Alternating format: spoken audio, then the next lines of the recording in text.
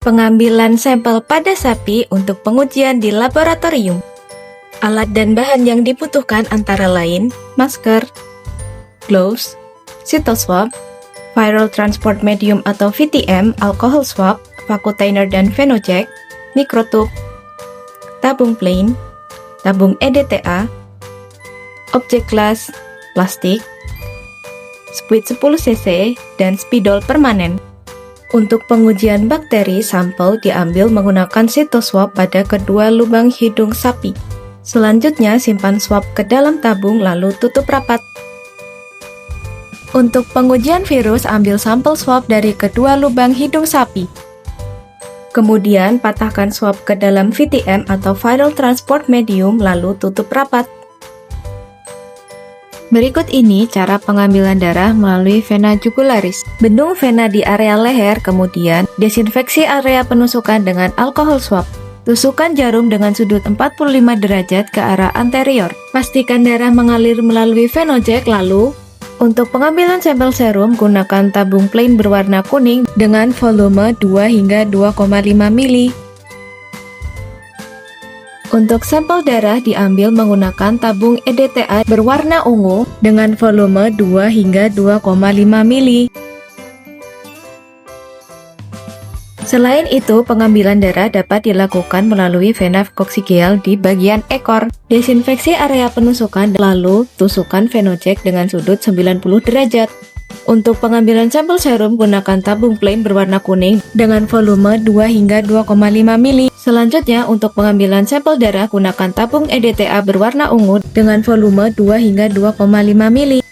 Setelah selesai, cabut tabung EDTA lalu cabut phenoject, kemudian desinfeksi area penusukan. Sampel feses diambil langsung dari rektum minimal 10 gram. Hal ini bertujuan untuk mengurangi kontaminasi. Untuk cara pengambilannya seperti di video ya. Lakukan pelabelan pada setiap sampel yang dikirimkan. Penulisan nomor menggunakan spidol permanen agar tidak mudah hilang. Tuliskan nomor dengan jelas disertai garis bawah agar nomor tidak tertukar. Preparasi sampel serum dilakukan dengan memisahkan serum dari darah menggunakan sentrifugator. Susun tabung plain dengan seimbang, lalu tutup alat sentrifugator. Sentrifugasi dengan kecepatan 2000 rpm selama 5 menit. Setelah proses sentrifugasi selesai, matikan alat, lalu ambil tabung plain dari sentrifugator. Hasil sentrifugasi akan memisahkan serum di bagian atas dan eritrosit di bagian bawah. Pindahkan serum ke dalam tabung mikrotub, lalu berikan pelabelan pada tutup tabung. Bila tidak memiliki sentrifugator, preparasi sampel serum dapat dilakukan dengan menyimpan tabung plain pada suhu ruang hingga serum keluar. Selanjutnya, pindahkan serum ke dalam mikrotub dan berikan label. Sampel serum yang layak memiliki warna putih jernih hingga kekuningan dengan volume minimal 1 mili. Sedangkan volume sampel kurang dari 1 mili yang berwarna merah dan berwarna hitam akan ditolak untuk dilakukan pengujian. Berikut ini tutorial pembuatan ulas darah. Untuk pelabelan pada objek las jangan menggunakan spidol dan pulpen ya, tapi gunakan pensil. Tuliskan nomor sampel pada bagian prostat dan berikan garis bawah agar nomor tidak tertukar.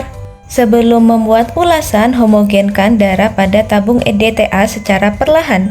Selanjutnya, ambil sedikit darah menggunakan kedua ujung objek las. Ambil objek las yang kedua, lalu ratakan darah dengan menggoyangkan objek las. Selanjutnya, posisikan objek las pada sudut 30 hingga 45 derajat, lalu geser objek las dengan cepat hingga membentuk lapisan tipis.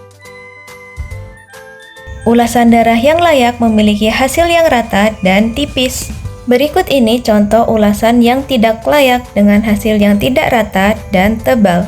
Jika memakai objek las non-frosted, pelabelan dapat dilakukan pada ulasan yang tebal. Lakukan preparasi sampel feses dengan menambahkan kapas formalin 10% atau simpan dalam kondisi dingin. Keluarkan udara dalam plastik lalu ikat, namun jangan diikat dengan tali mati. Selanjutnya, tuliskan nomor sampel dengan jelas. Untuk pengemasan dan pengiriman sampel, lihat di video selanjutnya ya.